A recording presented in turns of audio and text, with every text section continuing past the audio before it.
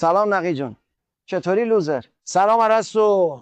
چی میگی واسه خودت؟ من قهرمان جهانم. لوزر کجا بود؟ آخ آخ آخ آخ جان من، یه نگاه به خودت بنداز. من 18 چرخ دارم، تو 2 تا چرخ داری که اونام پنچر شدن. ارسطو با چه جرأتی با پلنگ مازندران اینجوری حرف میزنی؟ الان میام کتکت میزنم. بیا جلو ببینم چه جوری میخوای کتک بزنی.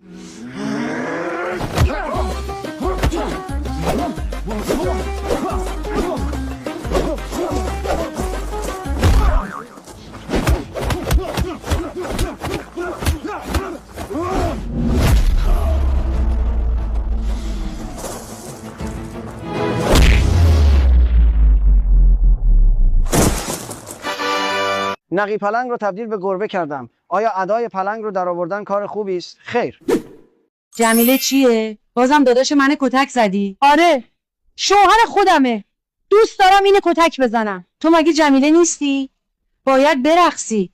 چرا کتک میزنی؟ رقص دیگه چیه؟ من فقط بلدم تغییر رو پاره کنم. الان جرت میدم. بیا جلو.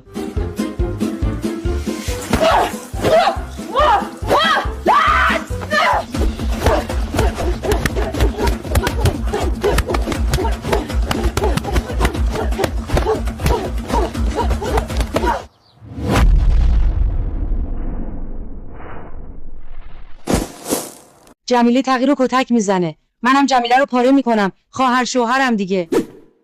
رحمت خروس، شنیدم وقتی من نبودم قصد تعرض به فهیمه رو داشتی. خودت داری میگی خروس.